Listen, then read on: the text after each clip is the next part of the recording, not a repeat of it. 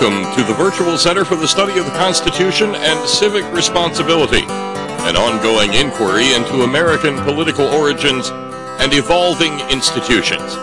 The Executive Director of the Virtual Center is Dr. Bill O'Brien. He's also your host for this continuing conversation. Here he is now, Dr. Bill O'Brien. Bob Kincaid, thank you. Thank you so much. Welcome to the Virtual Center for the Study of the U.S. Constitution and Civic Responsibility. We have reached Wednesday. It is the 28th day of January. We are rapidly moving toward the end of January. The storm which struck the Northeast is apparently out to sea and is gone. And I know the people in New England are digging out, and the people of in the New York, Philadelphia area are breathing somewhat of a sigh of relief. There's been some criticism of de Blasio's precautions, but I believe that on balance, I think the idea of erring in, on the side of safety rather than hoping that the worst won't happen is probably going to win out. Should there be any kind of a vote?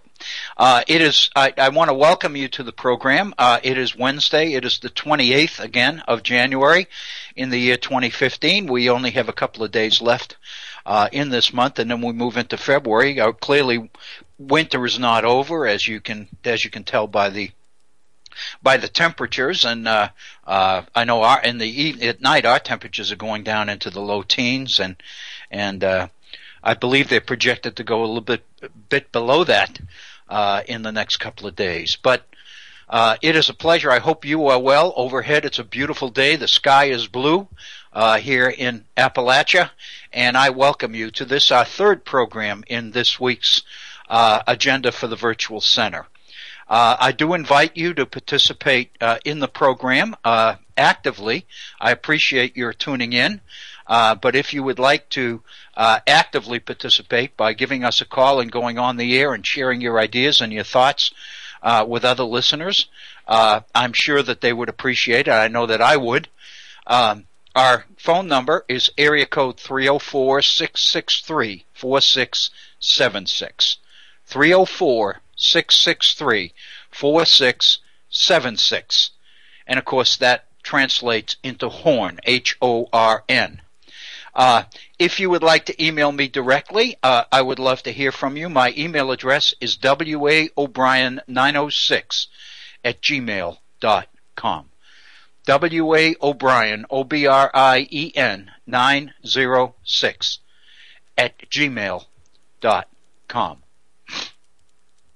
Yesterday, and I'm sure there are people out there who would say thankfully, we did finish Ursula Le Guin's short story, The Ones Who Walk Away from Omelas.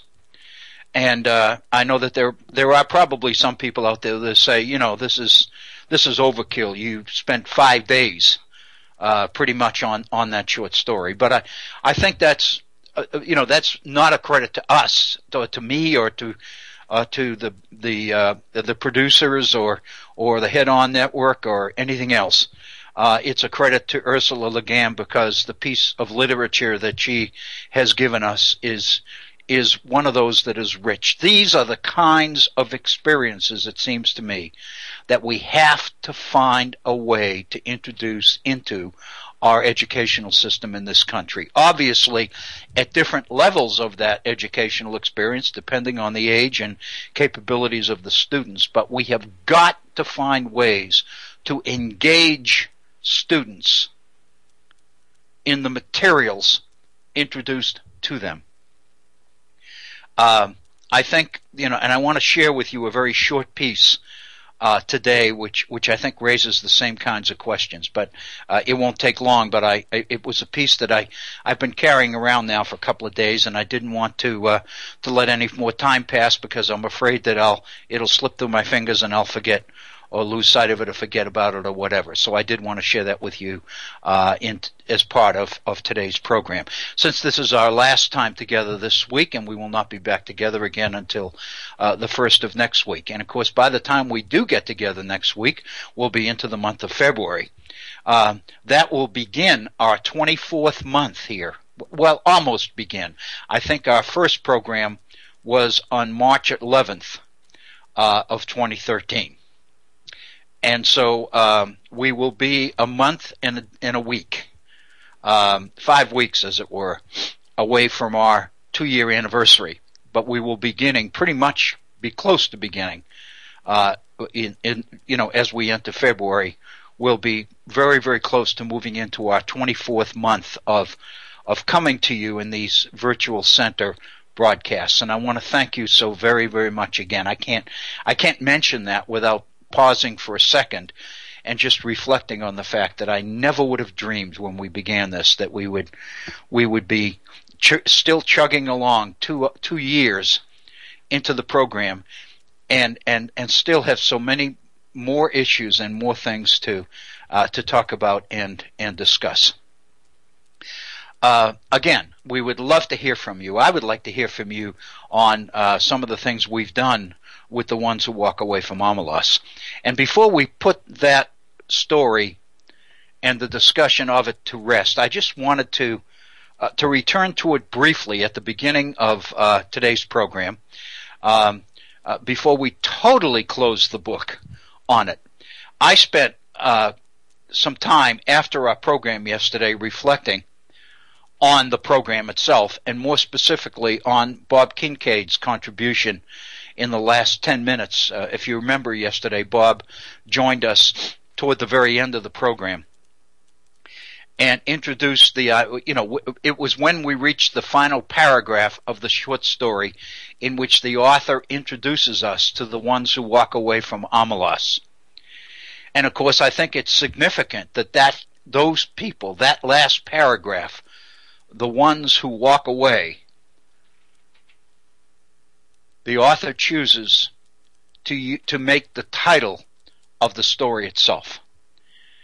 It seems to me that says something. Her focus, or what she wants to leave us with then, is with the ones who walk away.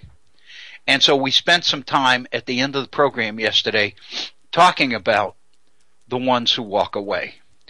And these are the ones who are, for whatever reason, unwilling or unable to come to terms with the contract which drives Omelos, which is the contradiction, the apparent contradiction between the happiness of many and the abominable existence of that child in that room in the basement. And in refusing to come away from that, of course, those are the people that the author wants us to leave the story with. They are the ones that I believe, by putting it at the end and yet using it in the title, I think what Le Gant is telling us is that when we walk away, we would like to take this with us as our final thought. And so, in a sense, one gets the feeling that to the author, these are the people of conscience. These are the people who refuse to compromise their principles or their humanity by coming to terms and buying into the contract. And the whole idea of the social contract is it's not something you consciously sign. It's not physical, it's psychological. And the whole idea of any kind of a social contract is when you agree to participate within the society as itself, you effectively agree to the terms of the contract. You are contractually obligated by the mere fact that you exist in the society and you share in its benefits. And the people who walk away are the ones who are unwilling to do that. Bob introduced at the end of the program yesterday the issue of anarchism. That these people might be the ones that the author, and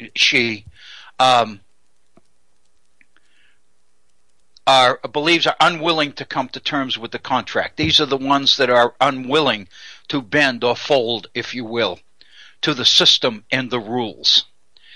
I thought about that off and on, last evening, about the issue of anarchism, and not that I'm opposed to it. I don't mean I'm not pursuing this today for reasons of opposition, because obviously we don't know. We're speculating. But one of the things that occurred to me last night is yet another way of looking at this, and I didn't want to put the story to rest permanently until at least getting this issue on the table. Because when you leave, if you are one who goes back sometime in the future, and it could be in a day or two, it could be in a year or two, it could be in a decade or two, but this is the kind of story that I think at some point in your life it's going to come back. Something's going to remind you of something in this story because there's so much in it. And I think that basically speaks to its richness and its value. In the 1960s, during the protests of the 1960s, the Vietnam protests, the civil rights movements, etc., there was general agreement among many the thinking people, not the automaton types, but thinking people, that there was a spectrum, that if you look at the political spectrum from left to right, the far left being radical, those left of center being liberal, those exactly in the center being so-called middle of the roaders, your moderates as it were. A little bit right of center would be your liberal Republicans, your conservatives with liberal bent, if you were, and then on the far right would be your extreme conservative, your right wingers. No, there was no Tea Party at that time, but if there was, that would be where we would find the Tea Party. If you consider that spectrum for a few moments,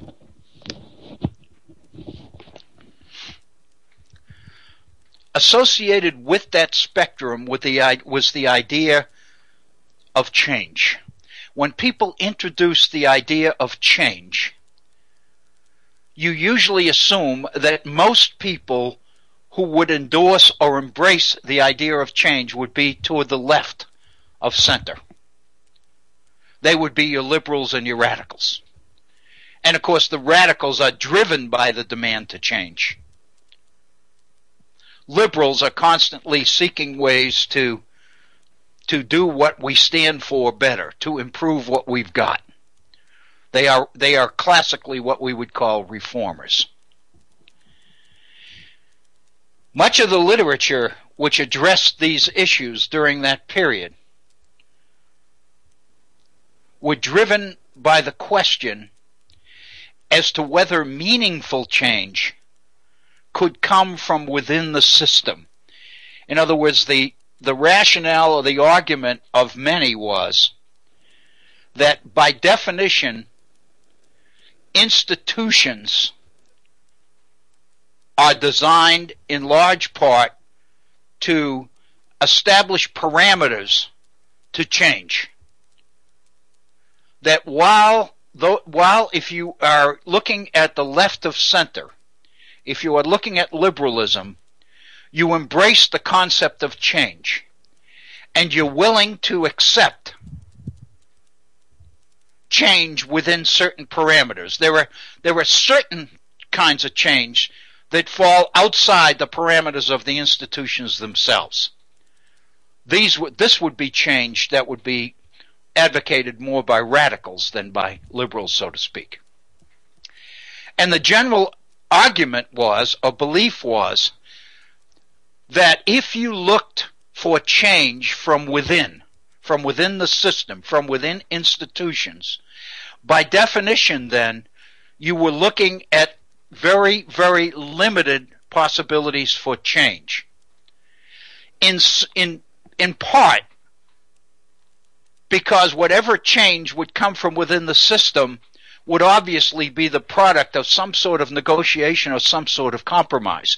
In order to get that change through the system, you'd have to have some buy-in from those to the right of center.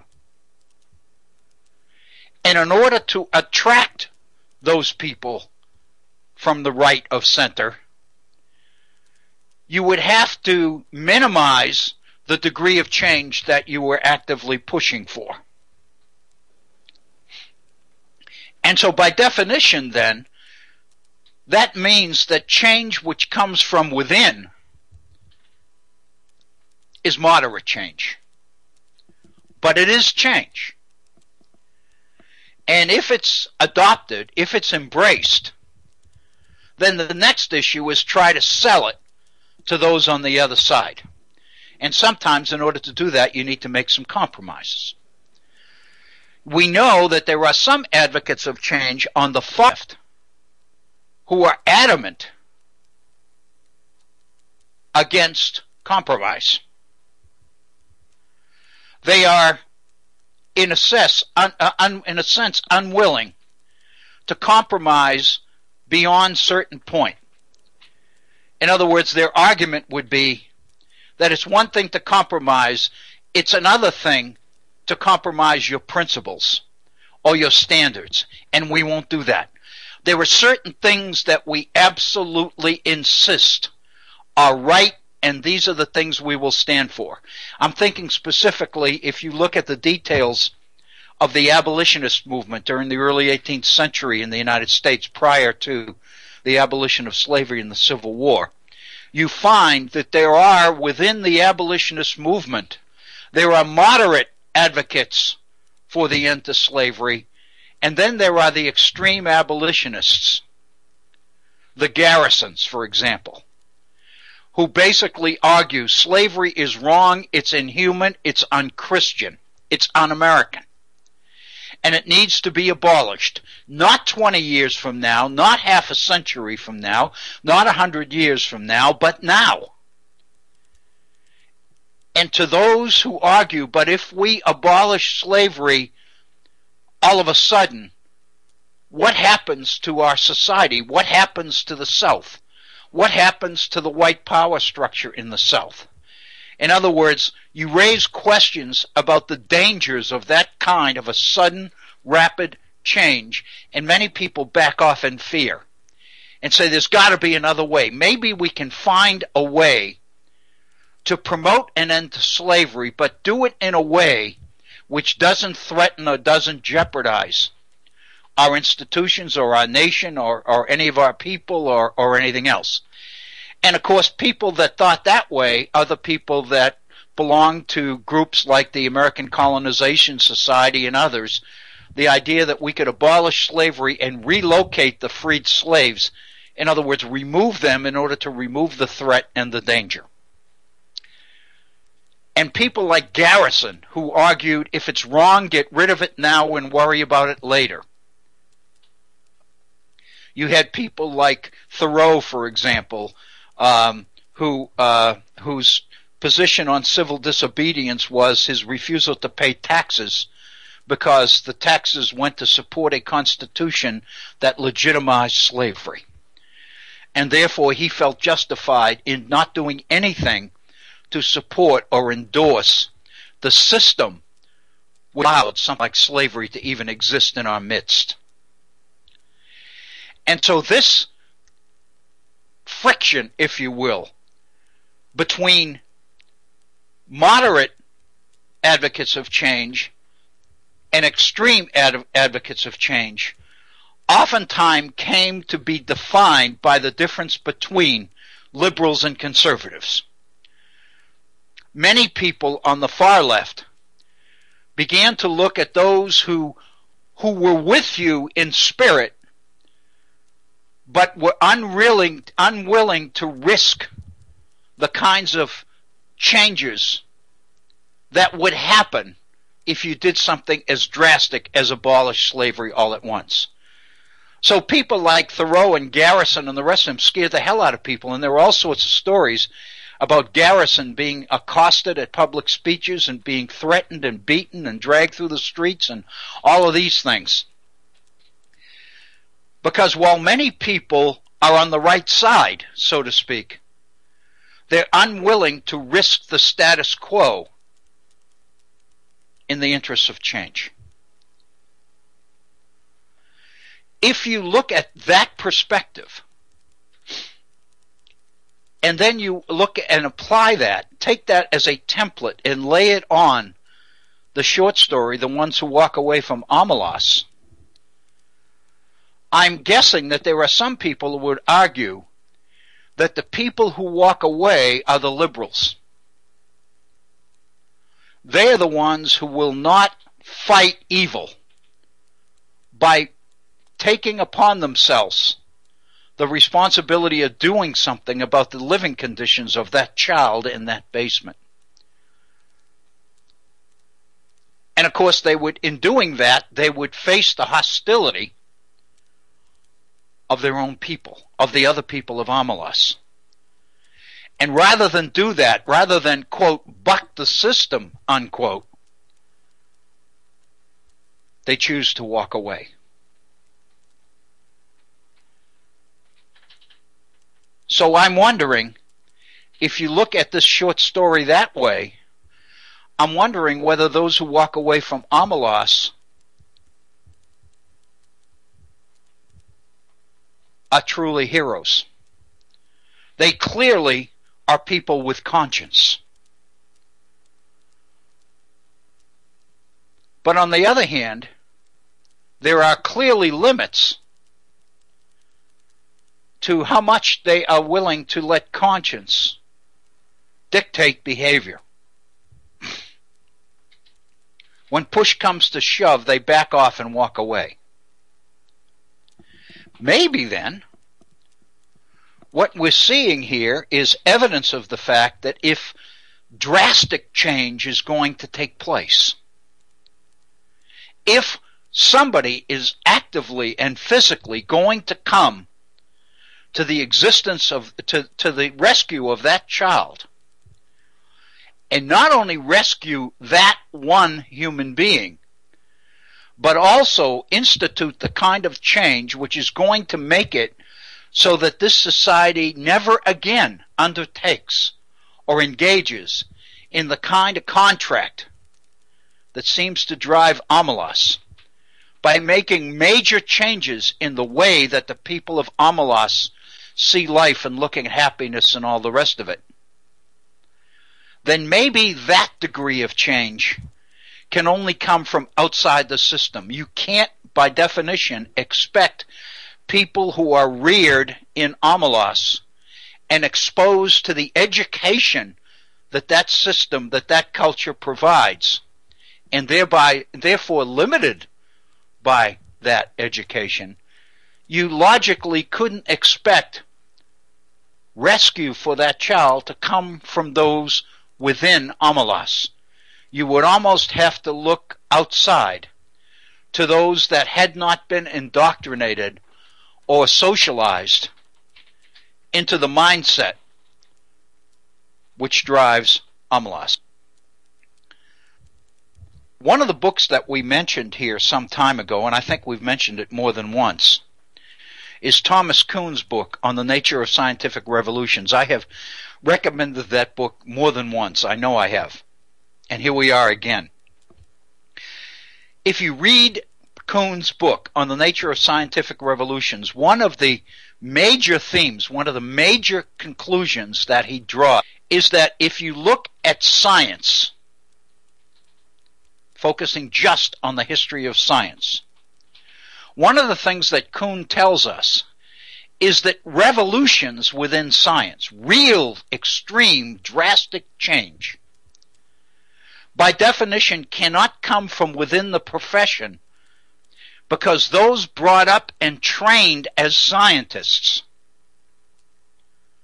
are indoctrinated into the current belief system which defines truth. And even though they enter the laboratory and they make their lives in laboratories and experimentation and research the driving force of their professional lives, the fact of the matter is they are limited by their education. They are limited psychologically by what they know and what they have been taught. And therefore, there are certain behaviors or attitudes, there are certain things that they will not do because they do not conform, they do not make sense to them within the mindset that has become part of them as professional scientists. So Thomas Kuhn's argument is that true scientific revolution throughout history has always come from the outside, from those who are not trained in the profession, because part of the training, which is learning, is also limiting, is also establishing parameters within which scientists feel that they must operate.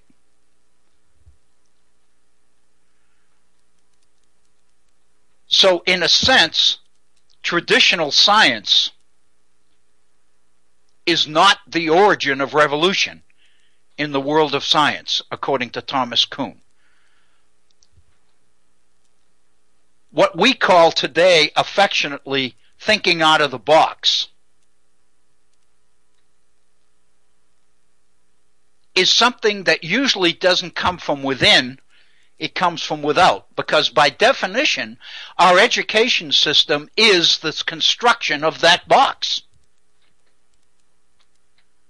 In a sense, our professional education, our educational system, the mere idea of system, institution, suggests the ultimate objective of framing the box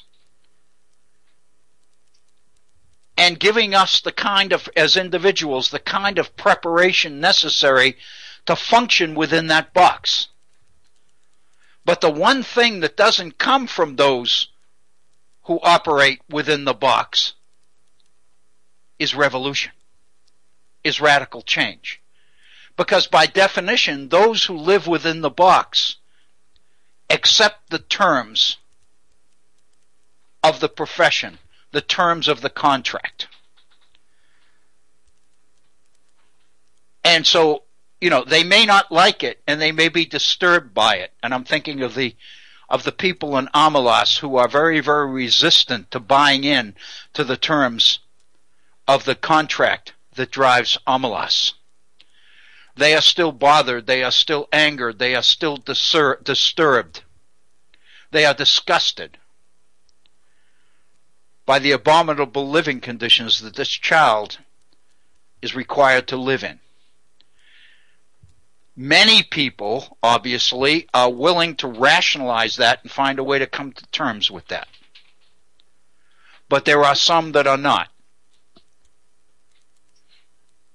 And the question is, if they've been raised in Amalat, they may be resistant or unwilling to come to terms with the realities of life in Amalas. But because they have been raised within the box, so to speak, they see their only option other than conformity is to leave.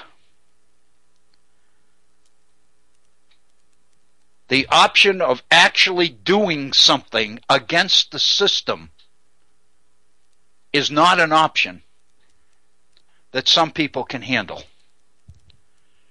And so consequently, this child must wait for change to come from outside Amalas.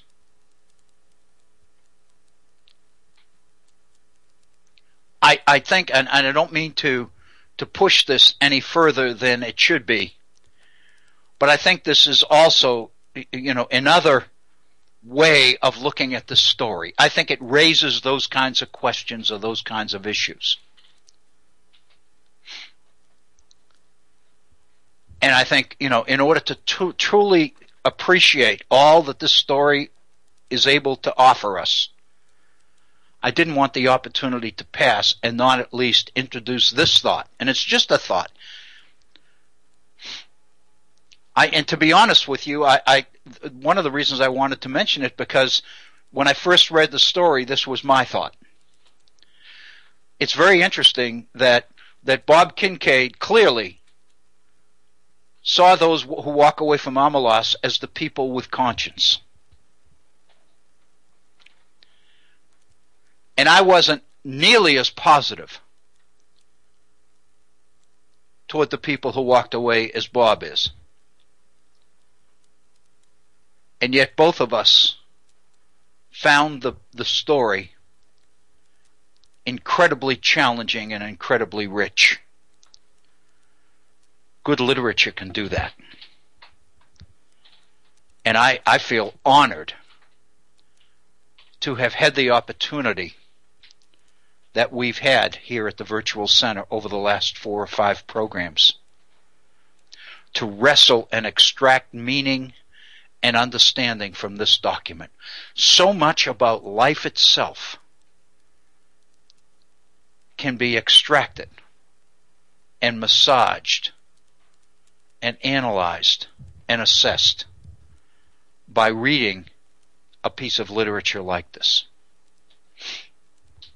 And I feel honored to have had the opportunity to do that. I know that, there's no way that this is going to get through, but if I had the opportunity to thank the author one-on-one, I would do it.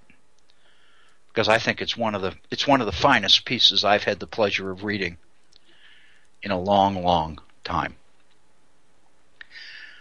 I mentioned that there was a short piece that I had come across in the last couple of days that I've been carrying around with me looking for an opportunity, and I had decided that I would like to introduce it today. We just passed the bottom of our first hour. It's just gone beyond 30 minutes in our program.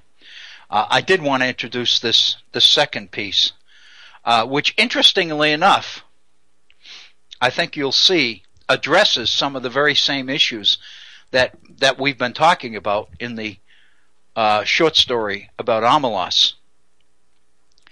But this one is quite different because it's a piece on the ingredients of economic development, and it appeared in our West Virginia paper, West Virginia state paper, which is the West Virginia, the Charleston Gazette, which is printed in Charleston, West Virginia, the state's capital. I did it several years ago. In fact, see if I even put the date on the article.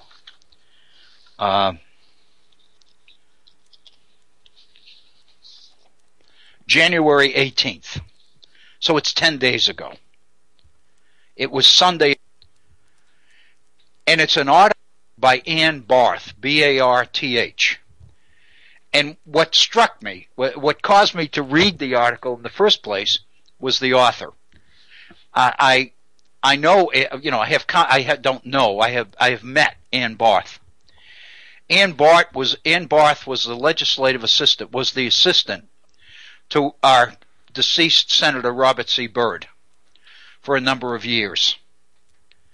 I met her here locally when Senator Byrd came for the dedication of the Irma Byrd Center, which was the higher education center here in southern West Virginia, where I worked the last 7 or 8 years of my working years at Concord University. And when that building was dedicated and named for the wife of Robert C. Byrd, Irma Byrd, Senator Byrd came and spoke at the dedication, and Ann Barth accompanied him, and I met her then.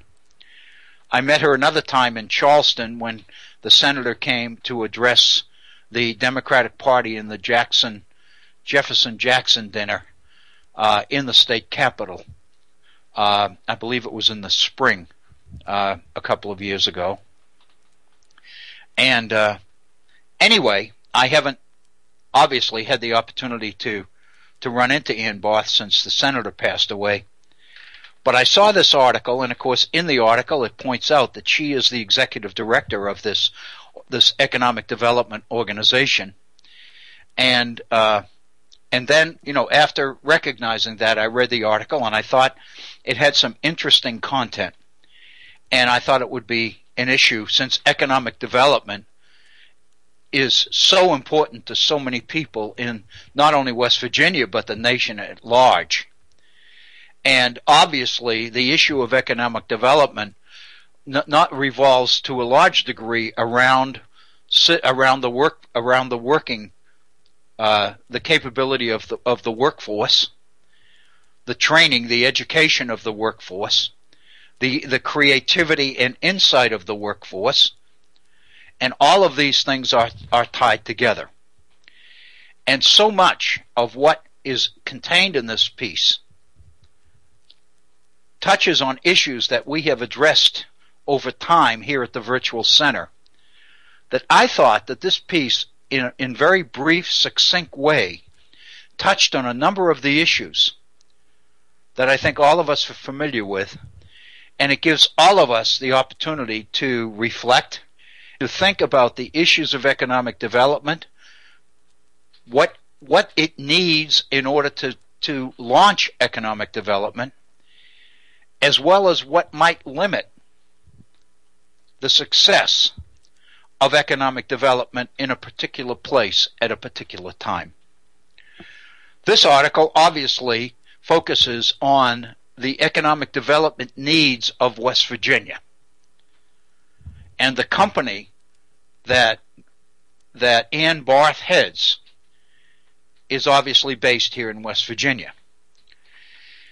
And the title of this article is, quote, "Developing an Innovation Mindset in West Virginia." Developing an innovation mindset in West Virginia. Obviously, the title itself suggests that innovation is a deficiency that West Virginia must overcome if true economic development in the 21st century is really going to happen. So that raises questions on two sides of the equation. What is to generate innovation, and what kinds of things exist that inhibit innovation in West Virginia? So it seems to me that one of the things you can see that is going to be so pivotal in this is the education system itself, and what the education does or does not do in the context of innovation and creativity within rooms. Ann Barth says that that we hear a lot about the so-called innovation economy. And so she addresses the question, what exactly does that mean? And her answer is that the innovation economy is based on the idea that knowledge, entrepreneurship, innovation, technology, and collaboration all come together, must come together in order to fuel economic growth. Knowledge, entrepreneurship, innovation, technology, and collaboration. The big five, so to speak, at least according to this article.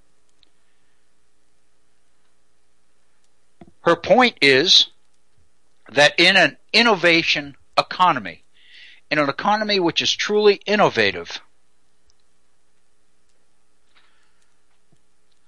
money that is invested in research produces knowledge. It's innovation that turns that knowledge into wealth, into success. So basically what that suggests is that in order to experience innovation an innovation economy, it's necessary to invest in research in order to generate knowledge, new knowledge. And where innovation enters the picture is the ability to move that knowledge into the economy itself. And her whole point is the states that are able to do that will be successful, and the states that are not willing to do that will not. And basically her whole point then is that the state of West Virginia has some decisions to make. What does it take, she says, to develop the kind of mindset, the kind of innovative or innovation mindset that will drive this? And how can we do it? How can we introduce it into West Virginia? What are the ingredients of the innovative mindset, if you will? And the very first one, she lists 7. And the very first one is, quote, be willing to think outside the box. And of course, her explanation is just because it's never been done before doesn't mean that it can't be done. The question that I raise, the question that I asked, and this is the reason that I thought this particular piece would be informative for us here at the Virtual Center, is if it's necessary to think outside the box, then one is confronted with the realities of the box itself. More specifically, the degree to which our education system involves the construction of the box. Translated or asked another way, how much of our education system teaches people to function successfully within the box, and how much of it encourages people to seek ways to go outside the box? I would suggest, and I think just given the discussion, the issues we've just looked at as relates to the short story on the ones who walk away from Omelas, it seems to me the issue here is a critical one. It deserves to be number one in consideration of the development of an innovation economy. Because if you are people to function successfully outside the box, you have got to give them the opportunities to experience life outside that box. But if your education system is teaching our young people the limitations that the box creates, if your education system is oriented towards teaching people that the only option they have is to be successful and to function within the box, if they've never not only been encouraged to go outside the box, but have been discouraged from going outside the box, then there's no way that an innovation economy can happen. That, I would suggest, leads us to some consideration of the kinds of reforms that are happening in our education system, i.e., the Common Core standards. To what extent are the Common Core standards a more sophisticated approach to education within the box? To what extent are the Common Core standards an invitation to students to think outside the box? The answer to that question, the degree to which we want our young people to function outside the box as well as be able to function within it. How you deal with that conundrum, that contradiction, or those options is going to determine how you feel about the Common Core standards. Because as developed, as written, the Common Core standards do not force people to go outside the box, but they provide the opportunity for teachers to take students outside the box. The key question is whether our teachers will be willing to and are able to take advantage of those opportunities. And the answer to that question will determine not only the success of the Common Core standards, but the future success of our education system and the success of the students who are educated or brought up in it. So I think what Ann Barth is introducing here as her number one point in an innovation economy, which is to be willing to think outside the box. If people are going to be willing to think outside the box, they have to know what that means. They have to have witnessed life outside the box. And in order to do that, they have had to have educational experiences, opportunities to go out there. As long as what happens in our classrooms is driven by performance on standardized tests, and as long as the makeup of those standardized tests is factually oriented. In other words, as long as the standardized tests are comprised of questions designed to seek right answers from students,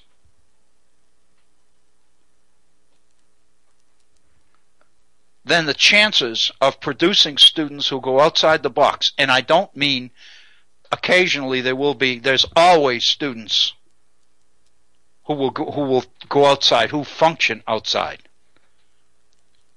The truly creative, brightest people will see the limitations of the box and seek ways to break through. But that's a very small minority. Those are the students who get the scholarships and go to the best colleges and graduate schools and all the rest of it. Our challenge in the 21st century, if economic development is really going to happen, is to find ways to allow the many, rather than the few, to experience life outside the box. And that goes back to whether, in fact, we as a society really want to provide students that opportunity.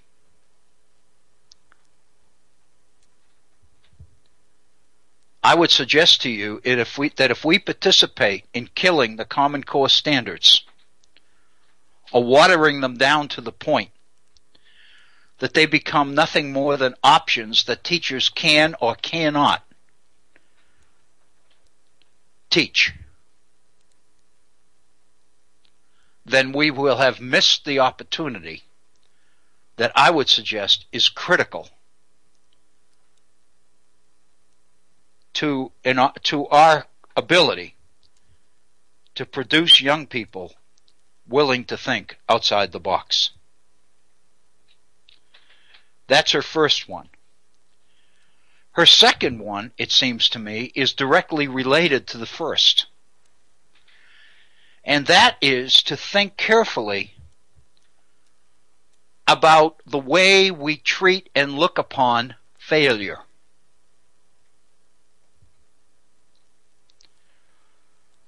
By definition, our education system is driven by the pursuit of right answers.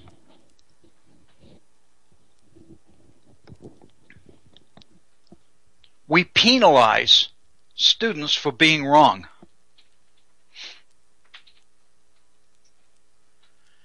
And by definition, if we're going to make the determination as teachers whether a student is right or wrong in response to a particular question, then by definition we have a right answer going in. I would suggest to you, taking people outside the box means that these people need to be looking for the truth, not already knowing what it is.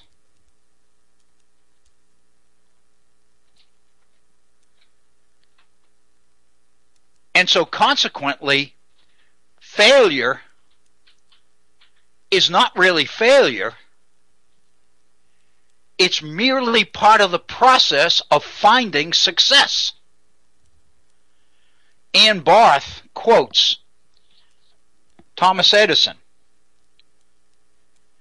and tells us that he tried 1,000 different times before he was successful with the invention of the light bulb.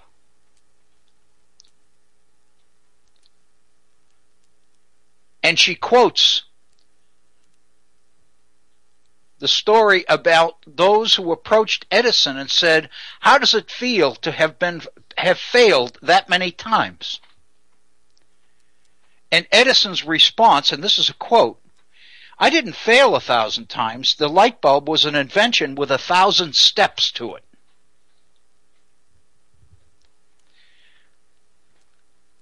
Meaning, how do you deal with failure? How do you address it? How do you interpret it? How do you ask students to look upon it? Basically, what Ann Barth is talking about here is that we've really got to change the way we look upon the absence of success.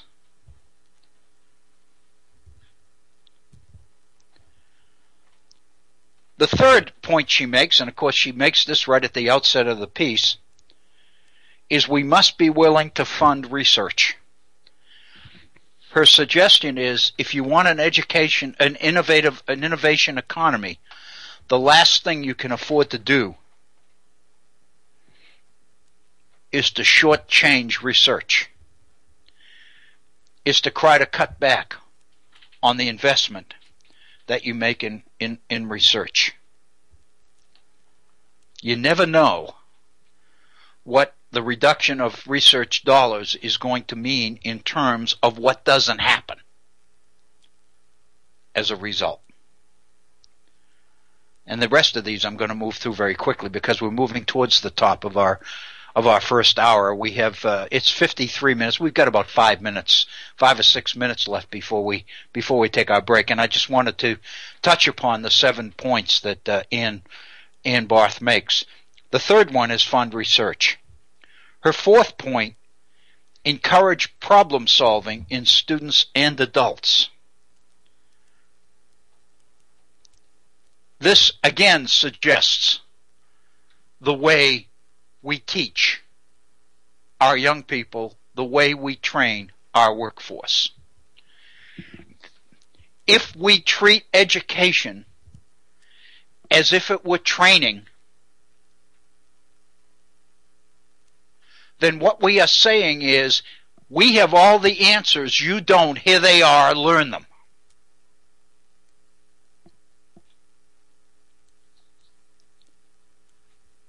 You can't encourage problem solving that way. What you've got to do is give the learner, whether it's an adult or whether it's a traditional age student, we're all students in this life. Because by definition, life is an endless process of learning. And the way you learn is by confronting problems. By definition, you can't learn by seeing how other people confront problems. Oh, you can learn from what they do and how they do it, the questions they ask and all of that. But being exposed to problem solvers doesn't make you a problem solver. In order for you to become a problem solver, you must be confronted with problems. If your education or your training is merely exposure to a series of right answers, then by definition, you've never really encountered a problem. Instead, you've encountered the answers that others have found to those problems. Until you encounter the problems themselves, you cannot become a problem solver. That, to me, suggests that our education system must be driven by putting students in a situation of addressing problems, not giving them answers to problems that aren't even their problems. So I think that's number 4. Her 5th point, and this is obviously advice to the state, to those who make policy at the state level.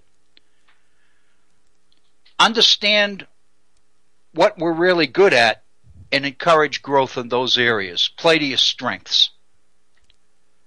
Adequately fund your strengths. Take advantage of your strengths. And make them even stronger. I don't think anybody would have any question about those. Number 6, seek new ideas from a wide range of sources. Don't limit where you go for ideas. Don't assume that all the best ideas come from within. Part of thinking outside the box is to experience those who have been outside the box before. Don't assume that all of our problems can be addressed by those who have been educated and trained to function within the box. And then finally, her last point is to celebrate innovation.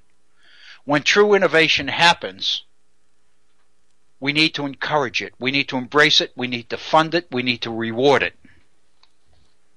And we need to use it as motivation for others. And then, of course, what Ann Barth does here is introduce her company, which is Tech Connect West Virginia, is the title of her enterprise. But I think the value of this piece is in the points that she makes. In order to do everything that you can do as a state to create the kind of environment which can lead to and create innovation. Philosophers have been debating forever and ever about whether it's possible to teach creativity or whether creativity comes totally from within. And of course, the answer to that question is based on how you look at education.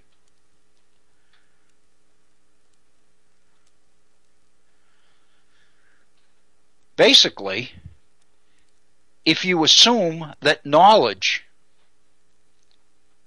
is external, that knowledge is introduced to people, then by exposing people to already discovered knowledge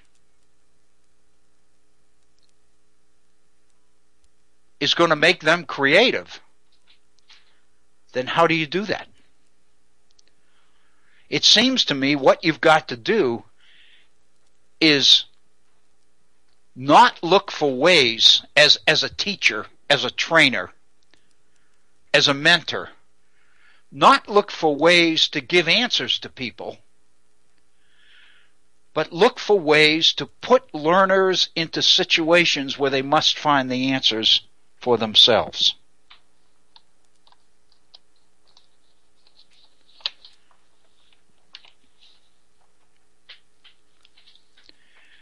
One of the issues that it seems to be is missing in the list of 7 here is mentioned in her 5-part description of an innovation economy, namely collaboration. Problem solving, for the most part, is not going to be successful if you assume that each student is going to function independently all the time. It seems to me part of innovation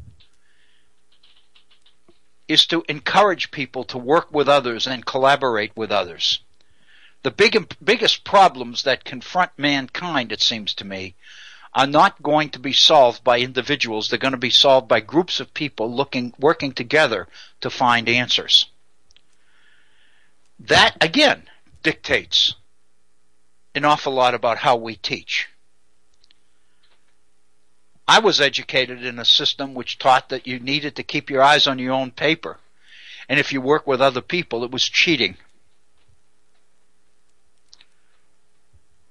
I would suggest to you that that definition and those restrictions are principally driven by the idea that education is getting the right answer.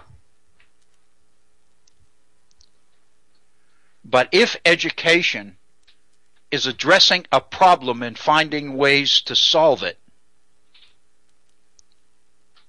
then working in conjunction with other people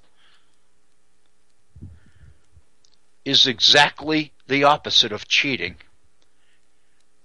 It's the road to wisdom.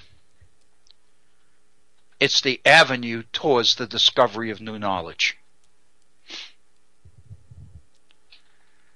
And that's why people working together, people interacting, people engaged in conversation, dialogue.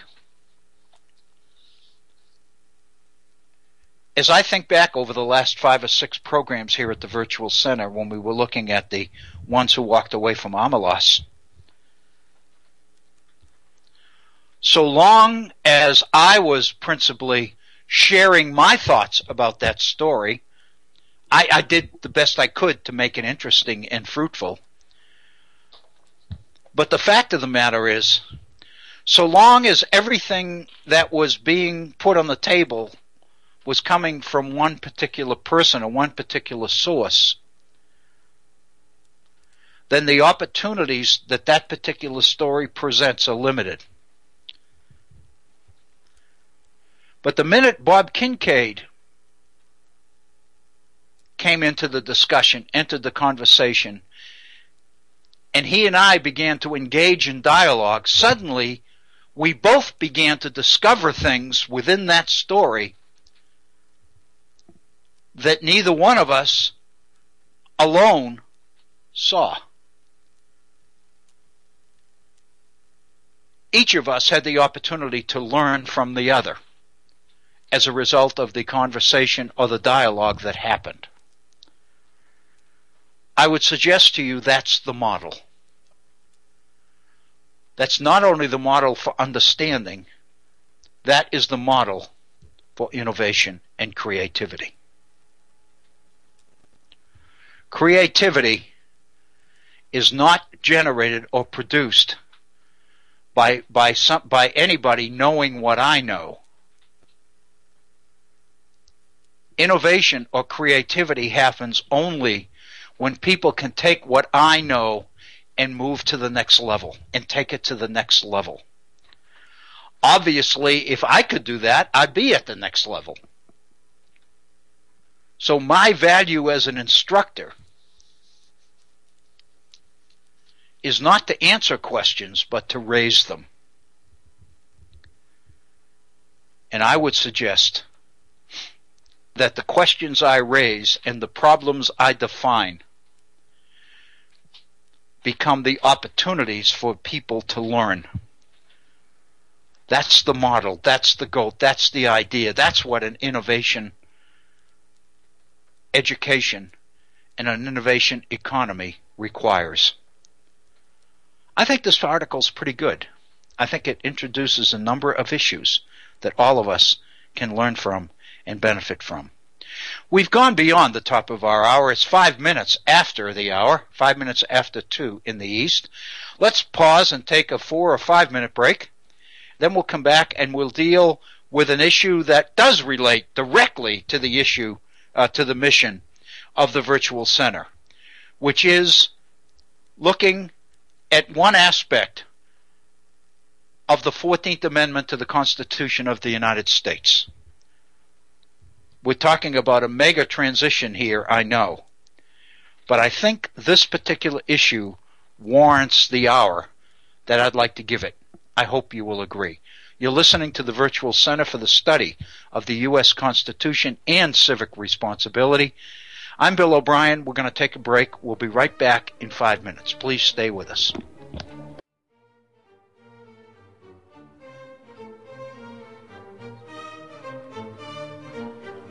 We now return to the Virtual Center for the Study of the Constitution and Civic Responsibility.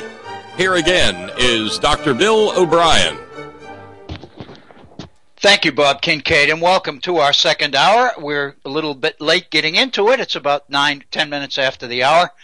But I do welcome you. If you are just joining us, I really do welcome you to the Virtual Center today. If you've been with us through our first hour, I want to thank you for staying with us. We touched on a couple of issues. We returned for yet an additional idea related to the ones who walk away from armor loss, which has been the focus of our program for the last couple of weeks, actually. And then we looked at a very short piece that was a letter to the editor in our local paper here, the Charleston Gazette in Charleston, West Virginia. And it was a piece by the executive director of a company, an innovation company here in West Virginia called Connect Tech.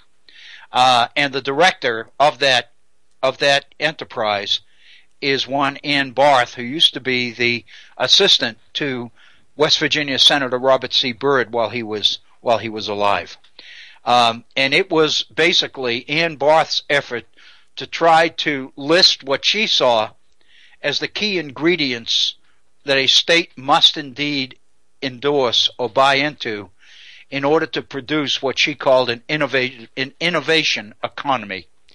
We looked at a number of those ingredients. So if you're joining us, I would suggest that if you go to the Charleston Gazette and look under opinion, and then go back to January 18th, which is 10 days ago, you will find a copy of Ann Barth's article.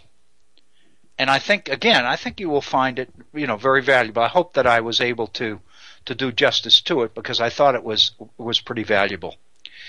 Again, we would love to hear from you. If you were with us in our first hour and you have thoughts related to the short story, The Ones Who Walk Away from Armor Loss, or if you have issues or thoughts related to the piece by Ann Barth on innovation and the creativity and the idea of promoting at the state level an innovative economy, or an innovation economy as Ann Barth defines it, then I would encourage you to give us a call and add your thoughts, your ideas to these issues.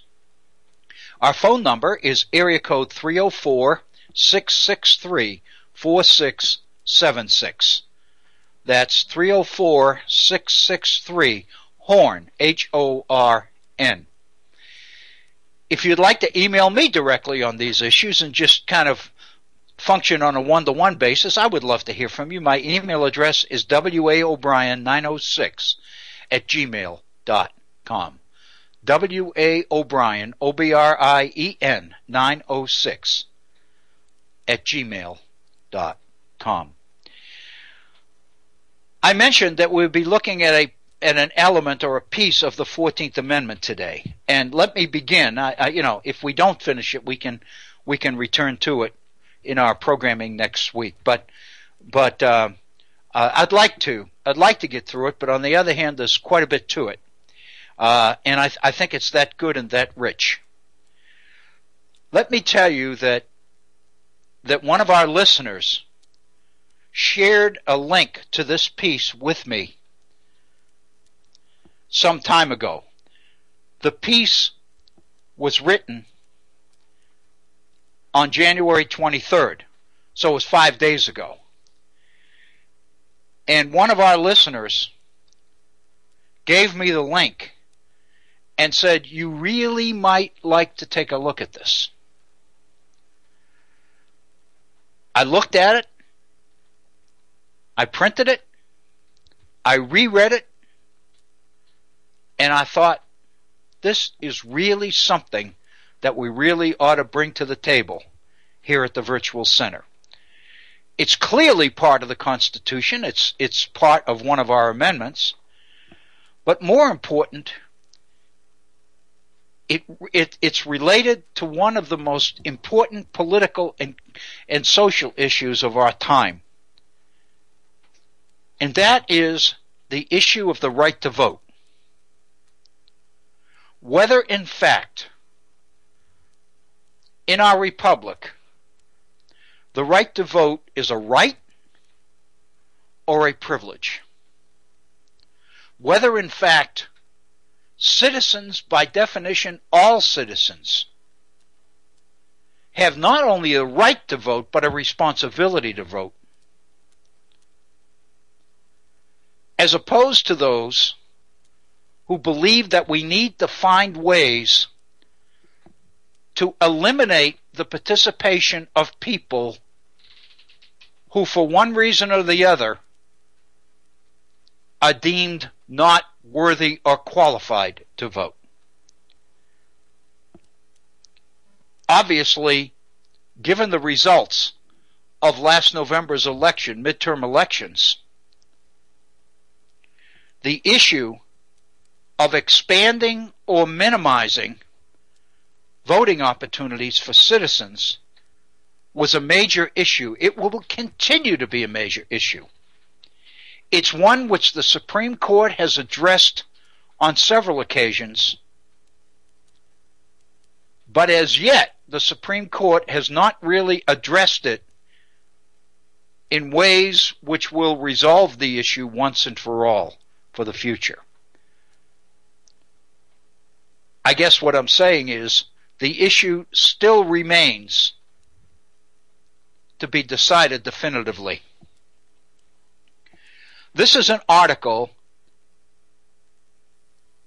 based on Section 2 of the 14th Amendment to the Constitution of the United States. Its author is Richard Kreitner, Kreitner. Richard Kreitner.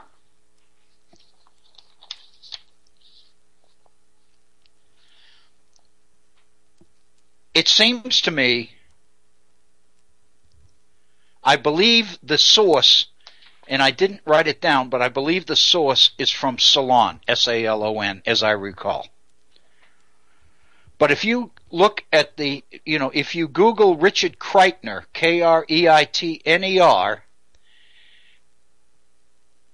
and then qualify it or identify it more by putting, Richard Kreitner on Section 2 of the 14th Amendment, you'll be directed to this particular article.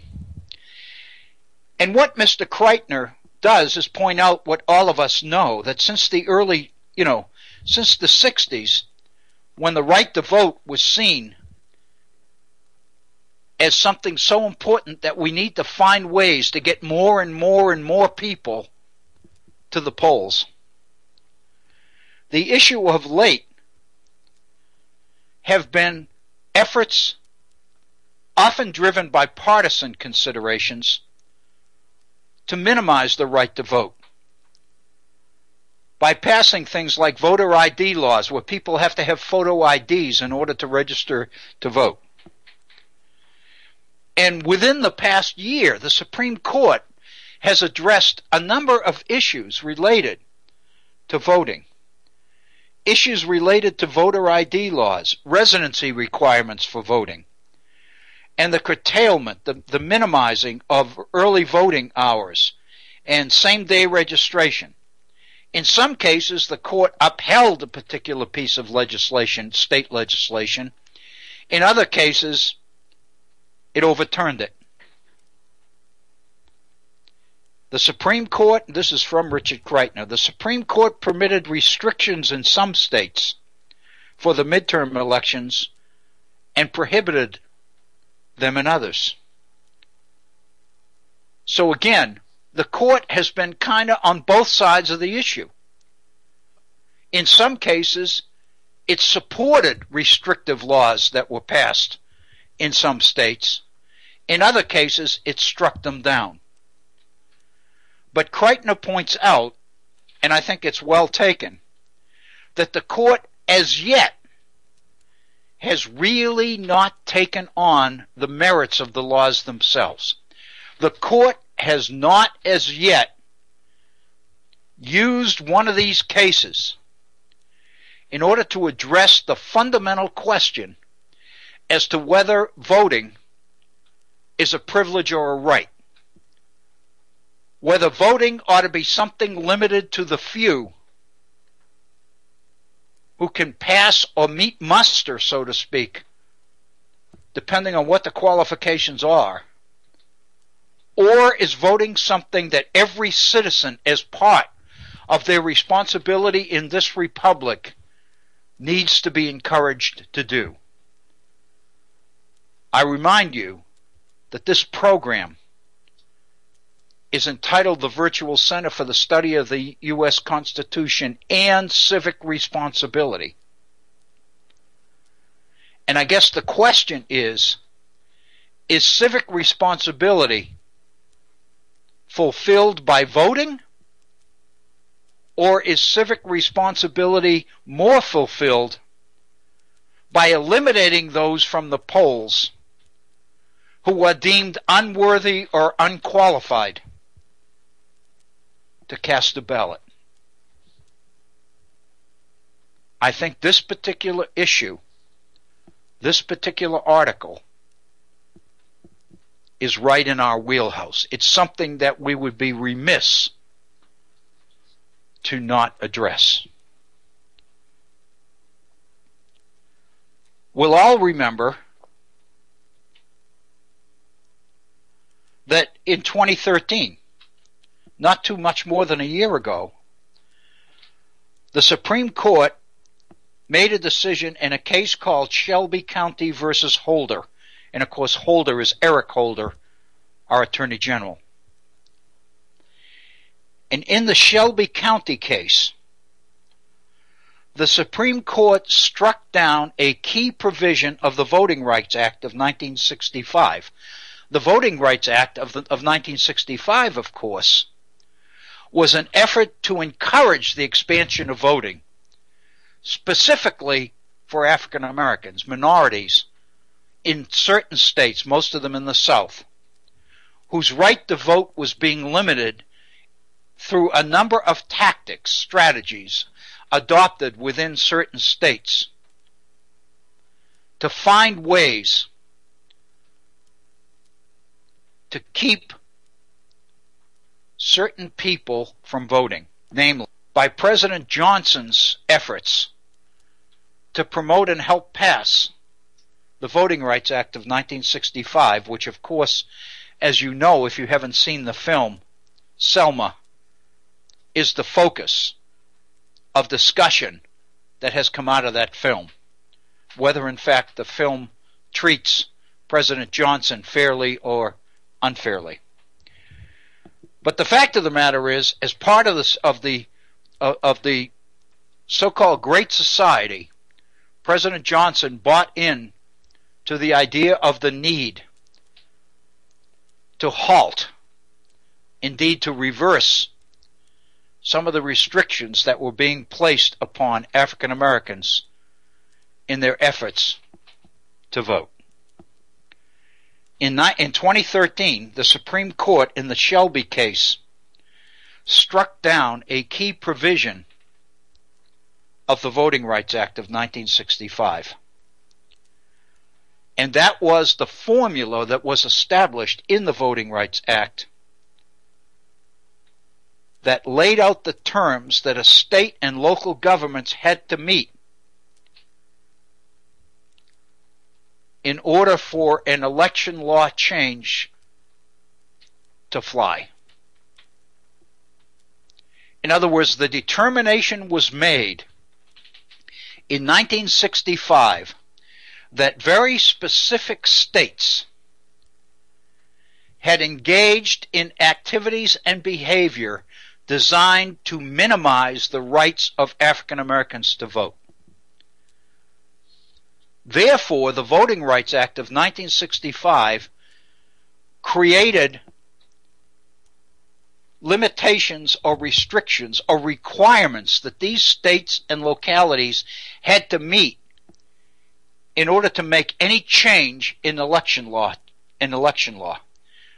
Any change that these states wanted to make that affected voting had to be approved by the federal government, because these states had been found guilty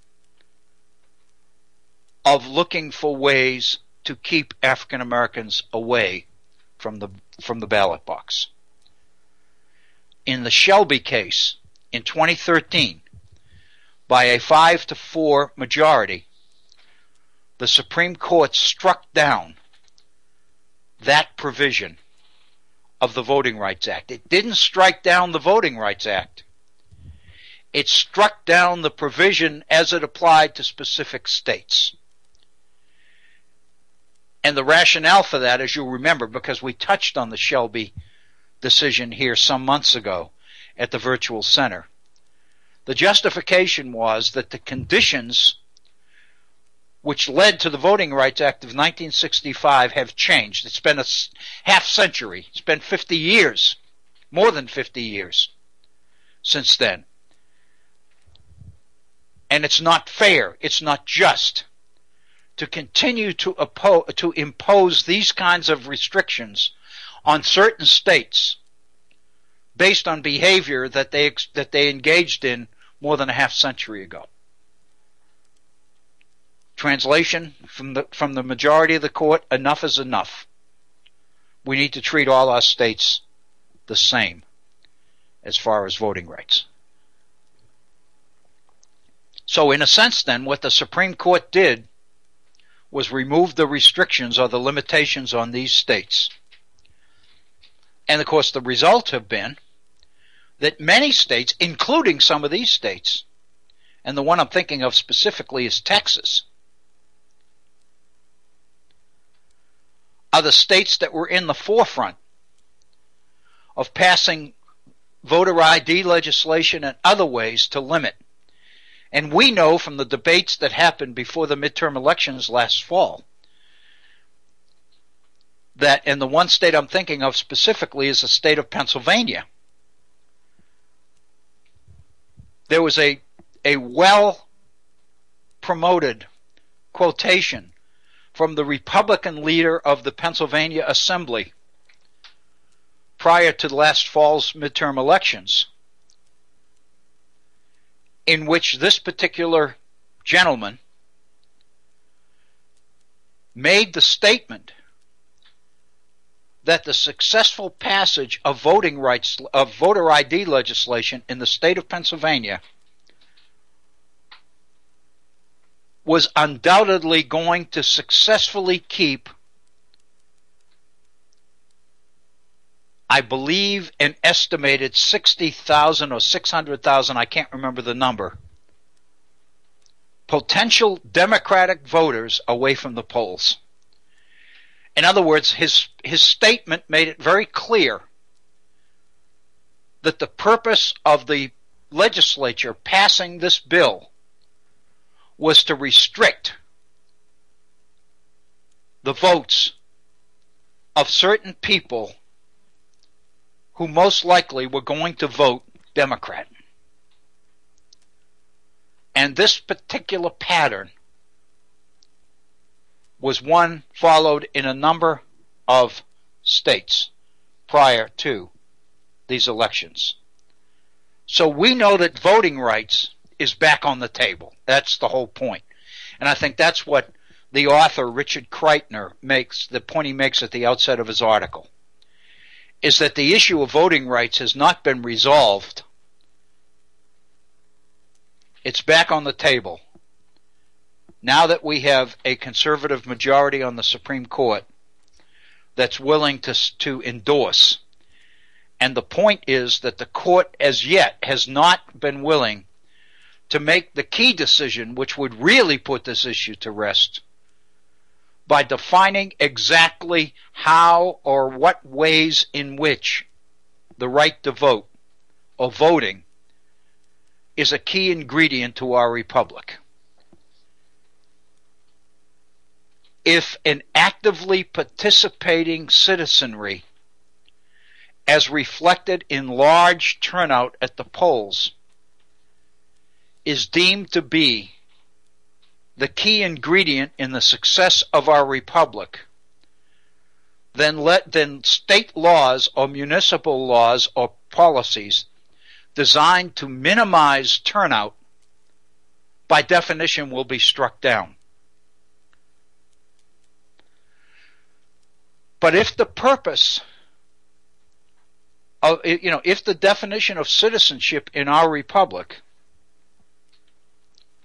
is to make it possible for the most knowledgeable, informed citizens to vote and determine policy in our society, and that the republic is strengthened by eliminating the votes of illegal voters, uneducated voters, unqualified voters, or whatever, if that's the view of how voting fits into our republic, then that would effectively define voting as a privilege rather than a right.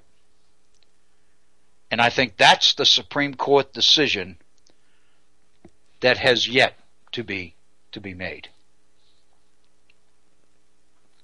But here's the point of Richard Kreitner's article. During the Civil War, when the 14th Amendment was passed, there was one section of the 14th Amendment which has almost totally been forgotten.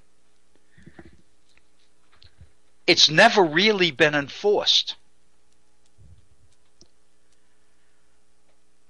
And that is Section 2 of the 14th Amendment.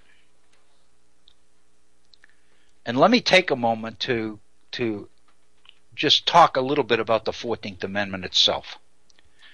Most people, when they look at the 14th Amendment, focus on that aspect of the 14th Amendment which reiterates the Fifth Amendment, but in this case applies it to the states. The Fifth Amendment to our Bill of Rights, adopted in 1791, if you'll recall, makes the statement that no person can be deprived of life, liberty, or property without due process of law. The 14th Amendment restates that same language, but includes it in the 14th Amendment to apply to the states. The Fifth Amendment obviously applied to the federal government only. And so while the federal government was limited in its ability to do things which deprive people of due process, there was no such restriction or limitation on the states. The 14th Amendment was designed to change that, ostensibly so that the freed slaves would be guaranteed the right to vote in states, former Confederate states, which up until the Civil War had prohibited slaves from voting. Theoretically, the 14th Amendment was designed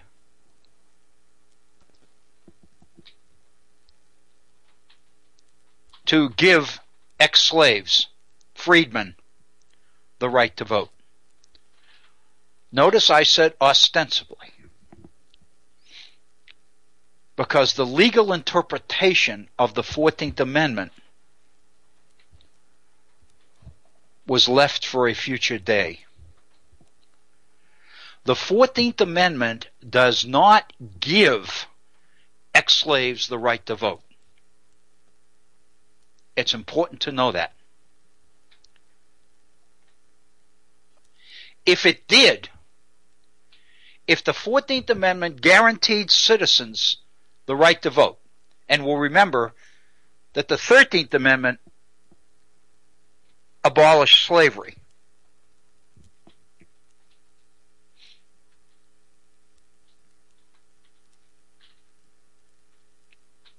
The 14th Amendment made the ex-slaves citizens. But the 14th Amendment was not worded in ways which guaranteed the right to vote to the ex-slaves. If it did do that, if it had done that, then we wouldn't be having this discussion at all. Because the 14th Amendment would have declared that the right to vote was a critical right of all citizens, and therefore nobody could be denied the right to vote for any reason at all. But the 14th Amendment's not worded that way. Instead, what the 14th Amendment does is lay out the punishments to a state that chooses to deny people the right to vote. In other words, if a state does anything to restrict people's right to vote,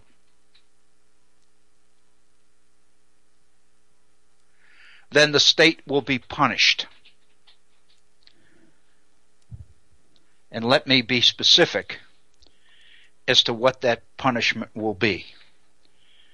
Namely, any state that denies or abridges the right to vote for any reason will have its congressional representation reduced in proportion to the number of citizens it disenfranchises. In other words, and the example that Richard Kreitner uses in his article as an example is the state of Mississippi. Well, let me be more specific. He provides examples from a number of states. Let me go to the source. All right. For example, if Mississippi, where African Americans constituted half the population, if Mississippi denied black men the right to vote, the state would forfeit half of its congressional representation. Since African Americans were half the population of the state, and since representation of that state in Congress was based on population, then by denying the right to vote to half of its population, Section 2 of the 14th Amendment says that that state ought to be punished by losing half of its congressional representation.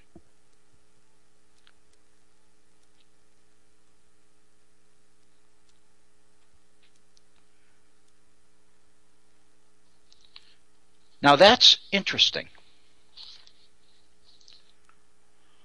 Why did Congress go that way? Why didn't Congress just guarantee the ex-slaves the right to vote?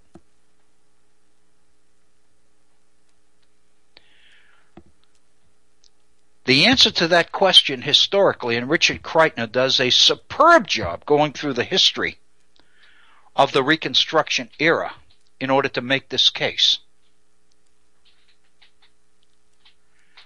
The fact of the matter is, only 5 states in the North permitted African Americans to vote. A 6th state, New York, allowed African Americans to vote provided they could meet property qualifications of $250, which at that time, which was the 1860s, was a heck of a lot of property, a heck of a lot of money. So in effect, it eliminated most African Americans in New York from voting because there were very few that could meet stringent property requirements. But let me go to the article itself in order to be very, very specific here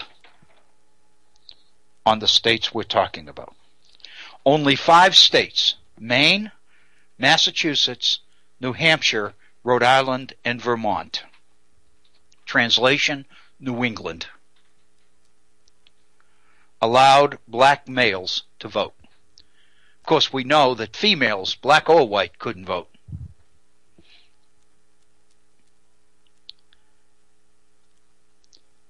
And again, New York extended the right to vote to African Americans, provided they could come up with $250 worth of property. When the issue came before the voters of Connecticut, Minnesota, and Wisconsin, as well as the territory of Colorado, the right of voting to blacks was denied.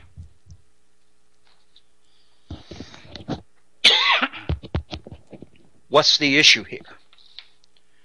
The issue is that the 14th Amendment had to be worded in a way which penalized Southern states for denying votes to ex-slaves, but didn't force Northern states to guarantee the right to African Americans to vote. Talk about contradiction. Talk about hypocrisy.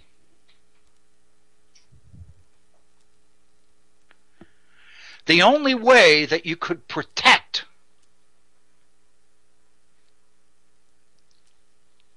the racial discrimination that existed in the North was to word the 14th Amendment in a way which penalized Southern states, but didn't touch the Northern states who practiced the same thing.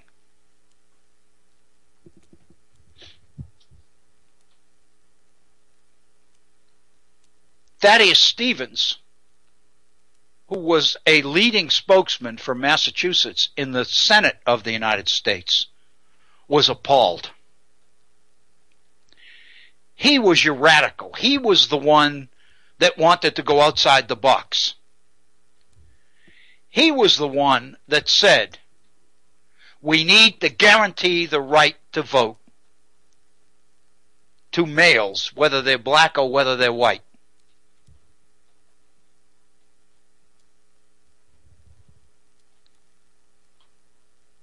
But again, he was a radical. Most of the northern states who had participated in a war that brought slavery to an end were not willing to grant full citizenship to African Americans, because if they did, then they would have to give it to African Americans in their own states. But they were more than willing to be hypocrites.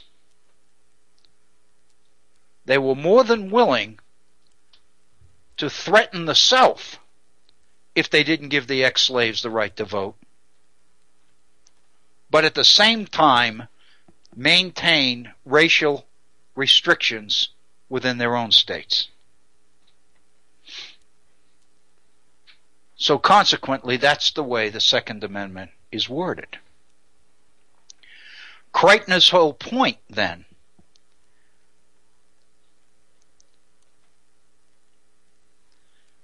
is that if we looked at Section 2 of the 14th Amendment, and if we went to a state like Texas, which has gone out of its way through voter ID laws and other ways to minimize the right of certain people in Texas today to vote in order to guarantee Republican victory in elections, in order to make sure that Congress people sent to Washington were Republicans rather than Democrats. Kreitner's point is that we could really create some pressure on the state of Texas and other states like it if we would go back and actually enforce Section 2 of the 14th Amendment. I guess one of the questions that I found really intriguing was, why wasn't the 14th Amendment, why wasn't Section 2 really enforced?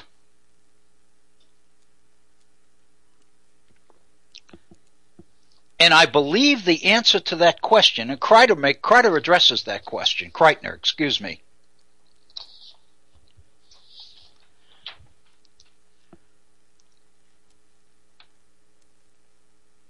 And he makes the point that the 15th Amendment really seemed to make Section 2 of the 14th Amendment redundant. The 15th Amendment, you'll recall, when it was passed in 1869, said, quote, "The right of citizens of the United States to vote shall not be denied or abridged by the United States or by any state on account of race, color, or previous condition of servitude," unquote. Most people believed that Section 2 of the 14th Amendment became redundant once you passed the 15th Amendment, because the 15th Amendment specifically said that people's right to vote shall not be denied by any state or by the federal government on the basis of race, color, or previous condition of servitude. That seemed to grant the right to vote to the ex-states, slaves. But it didn't. It didn't grant the right to vote to anybody. What it did was state that no state or the federal government can do that. Therefore, it puts the burden of proof on the offended to prove that a particular state has violated the 15th Amendment. You got to prove that the limitations on your right to vote are racial, are based on your color, or on your previous condition of servitude. In other words, that your father or your grandfather or whatever, or grandmother, was a slave. So in reality, the 15th Amendment is much more restrictive than the 14th. Because the 14th Amendment, Section 2 of the 14th Amendment, says the following: when the right to vote is denied to any of the male inhabitants of such state, again, male, or in any way abridged, or in any way abridged. What that means is that it doesn't specifically make mention of race. Instead, it says, if the right to vote is limited in any way, then the basis of representation therein shall be reduced in the proportion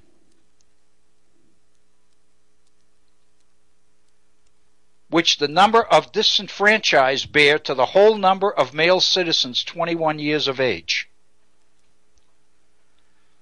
That's Section 2 of the 14th Amendment.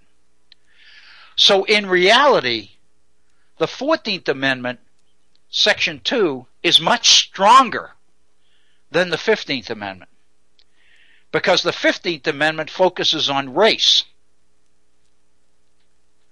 As long as states focus on residency, as long as states say we want a photo ID in order to prove that you are a resident of this state or this community or this district in order to vote, then you can deny the vote to anybody that doesn't have proof that they have a right to vote. But it doesn't grant the right to vote to anybody. So in effect, what Kreitner points out is once the 15th Amendment was passed, people tended to ignore Section 2 of the 14th Amendment, because the 15th Amendment seemed to speak more directly to the issue. And consequently, it seemed to solve the problem. Consequently, Section 2 of the 14th Amendment was never enforced.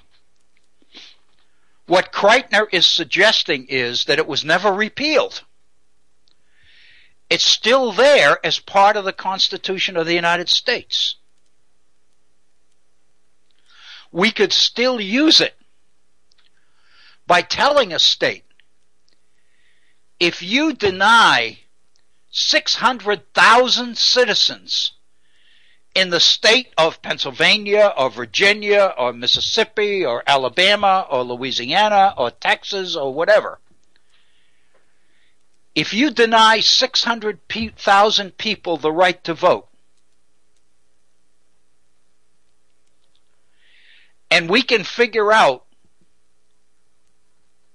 what proportion 600,000 is of the total voting age population in that state, then we can, under the 14th Amendment, take away a representative from your state.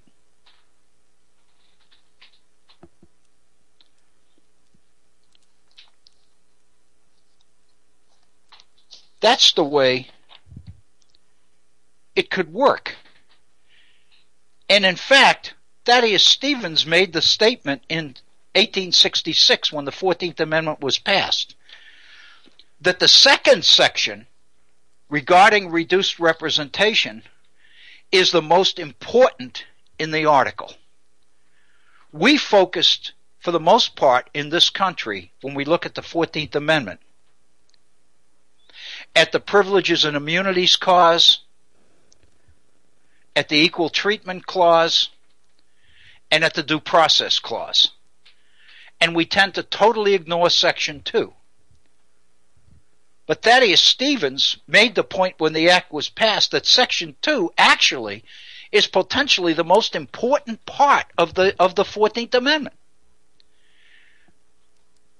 But 3 years later, in 1869, when Congress passed and the states approved the 15th Amendment, which limited restrictions to the issue of race or color,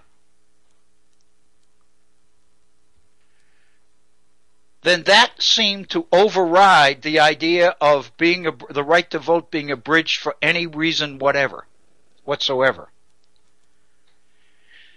It became more and more restrictive because you had to prove that race was involved in the restriction. And what states like Texas and Pennsylvania and these other states have done is they have not made their voter ID laws based on race. Instead, they focused on issues of voter fraud, people voting more than once, In other words, the issue of race is not there at all, even though the fact of the matter is most of the people who can't come up with the photo ID tend to be the very poor and African Americans, or African Americans. Many of them don't have driver's license. They live in large urban areas. They take public transportation. They have no need for a driver's license because there's no place to park their car anyway.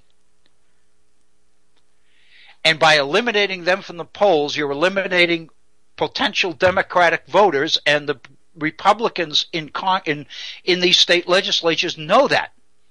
And now that the Republican Party has taken over control of so many state legislatures, then this inclination in all of them to move towards voter ID legislation is a way to restrict potential voters who are most likely to vote for Democrats, for the opposing party.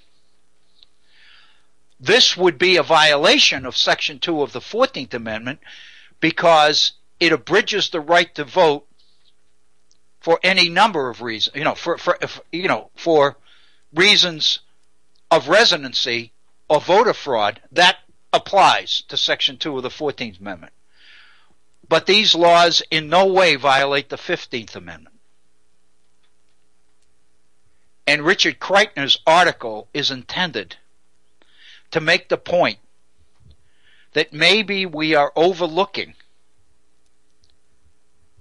an existent part of the Constitution. And his whole point, in fact, let me quote the final paragraph of the article because I think it speaks volumes.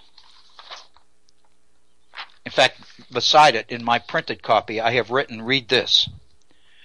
For the future, he says,